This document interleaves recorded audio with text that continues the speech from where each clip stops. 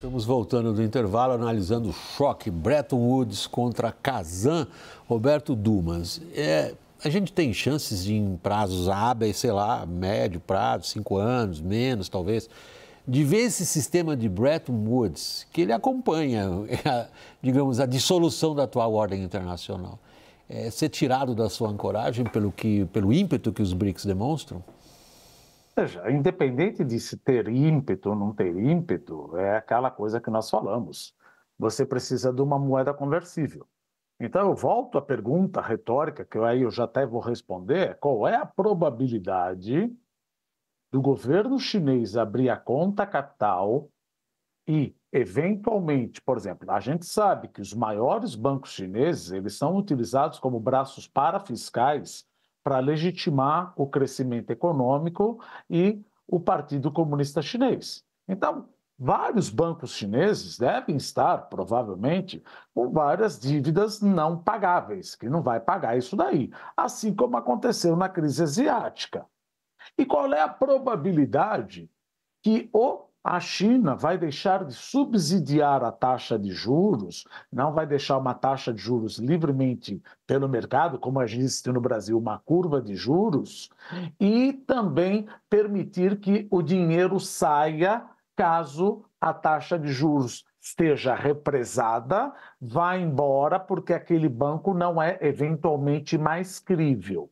Então a pergunta ela é respondida, desculpa, como economista, com uma outra pergunta: qual é a probabilidade disso acontecer? Que o governo chinês vai permitir que os bancos chineses não sejam mais utilizados como braço parafiscal para legitimar o Partido Comunista Chinês. Então a minha resposta é praticamente nula nos próximos 10 anos. Qual é a probabilidade do governo chinês deixar as taxas de juros livre e o câmbio livre, não manipulado? Gente, se eu deixar o câmbio livre e não subsidiar a taxa de juros, talvez eu não tenha um crescimento econômico que legitime o Partido Comunista Chinês. Ora, então você não vai abrir a conta capital.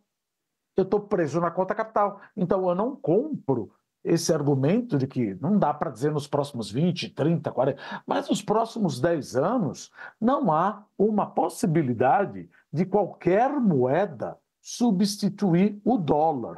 Que a gente poderia pensar, qual poderia ser? Já o euro não substituiu, que poderia ser, mas o euro é um projeto político, que já vem lá desde 1944 e 1989, quando Helmut Kohl falou: olha, é hora de unificar as duas Alemanhas. O François Mitterrand falou: olha, ou a gente acelera a nossa unificação monetária, ou eu acho que nós teremos uma Alemanha unida. Helmut Kohl falou: nós nunca fomos tanto alemães. Então, nem o euro, que ainda sofre de uma deficiência, que é o federalismo fiscal, conseguiu substituir o dólar. O que dirá uma moeda manipulada, com uma conta capital fechada, com uma taxa de juros subsidiada e ainda com ditadura. Não estou falando bem ou mal de ditadura, estamos entrando no lado econômico, mas a ditadura não pode permitir ciclos econômicos, como acontece numa democracia.